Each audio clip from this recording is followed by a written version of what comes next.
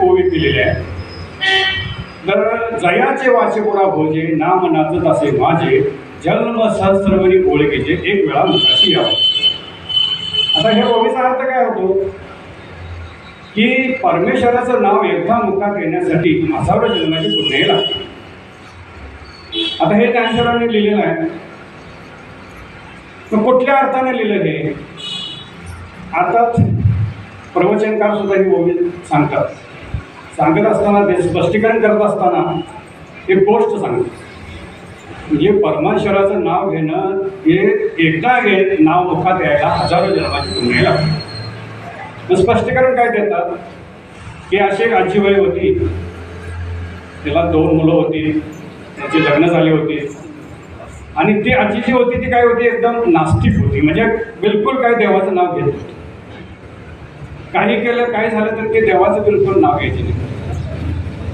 मग मुलं तर सात्विक होती, म्हणजे भक्ती मार्गाची होती. त्यांची इच्छा होती की आईने मी देवाचं नाव घ्यावं, काहीतरी ध्यान करावं. मग मुलं काहीतरी वेगळ्या पद्धतीने तिला सांगायचा प्रयत्न करतात, बोल एकदा तरी शिवाचं नाव घे, रामाचं नाव घे. पण ही काय बोलतच नाही.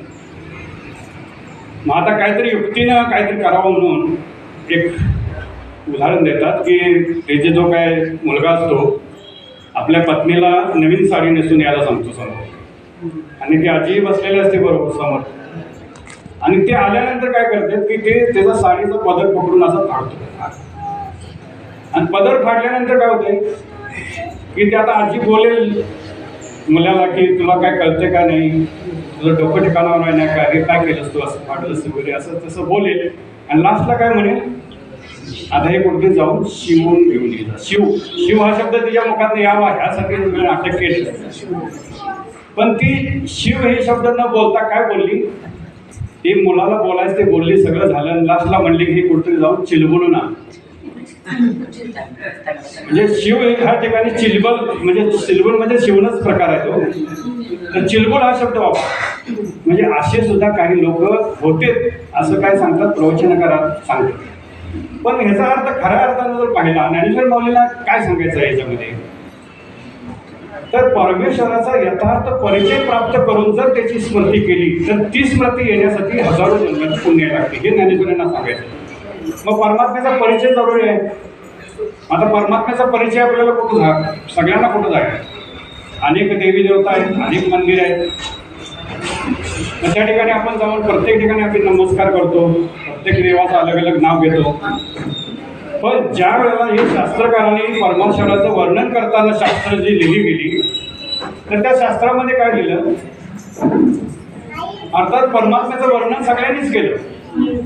मोठमोठे विद्वान शास्त्रज्ञ शास्त्रकार होते आणि त्यांनी काय केलं शेवटी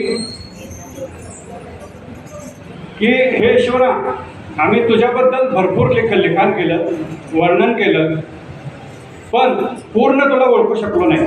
म्हणून शास्त्राच्या लास्टला आपल्याला काय बघायला मिळतं, नीती नीती नीती. हे ईश्वरा, तुझा काय मला अंत लागला नाही. भला आम्ही तुला पाहण्याचा प्रयत्न केला, तुझ्याबद्दल लिहिण्याचा प्रयत्न केला, मोठे मोठे ग्रंथ तयार झाले, पण संपूर्ण परमात्मा कसा आहे हे त्यांना समजलं नाही. नेती नेती शब्द वापरला. म्हणजे परमेश्वराचा जो परिचय आहे आज सर्वांना कशा पद्धतीचा आहे, जसा आंधळ्यानं हत्ती पाहावा. आंधळ्यानं हत्ती पाहिल्यानंतर त्याला कसं वर्णन करणार तो, कोण म्हणणार खांबासारखा आहे, कोण म्हणणार पोटाला लावला भिंतीसारखा आहे. म्हणजे वेगवेगळं वर्णन प्रत्येक आंधळा जो व्यक्ती आहे तो वेगवेगळं वर्णन करणार.